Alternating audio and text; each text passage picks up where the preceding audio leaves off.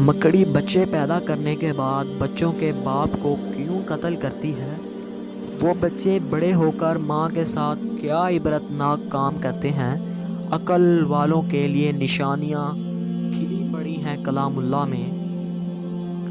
ایک تحقیق کے مطابق مادہ مکڑی بچے دینے کے بعد نر مکڑی یعنی اپنے بچوں کے باپ کو قتل کر کے گھر سے باہر پھینک دیتی ہے۔ پھر جب اولاد بڑی ہو جاتی ہے تو اپنی ماں کو قتل کر کے گھر سے باہر پھینک دیتی ہے۔ کتنا عجیب و غریب گھرانہ اور یقیناً بدترین گھرانہ ہے۔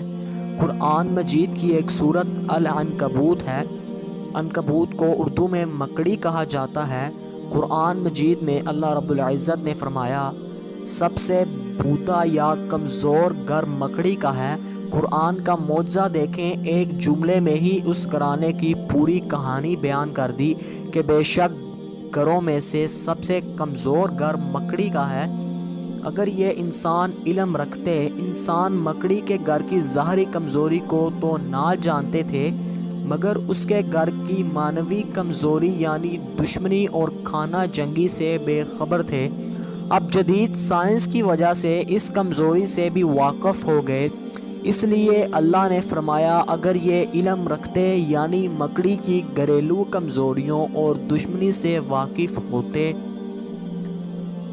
اس سب کے باوجود اللہ تعالی نے ایک پوری سورت کا نام اس بڑی خصلت والے کیڑے کے نام رکھا، حالانکہ اس سورت کے شروع سے آخر تک گفتگو فتنوں کے بارے میں ہے۔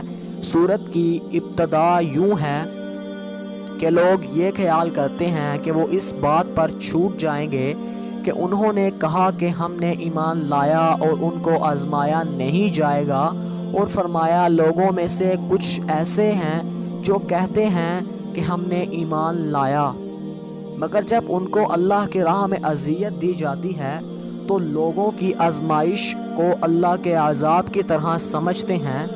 ذہن میں یہ سوال پیدا ہو سکتا ہے کہ مکڑی کا فتنوں اور آزمائشوں سے کیا تعلق ہے؟ در حقیقت فتنے، سازشیں اور آزمائشیں بھی مکڑی کی جال کی طرح پیچیدہ ہیں، اور انسان کے لیے ان کے درمیان تمیز کرنا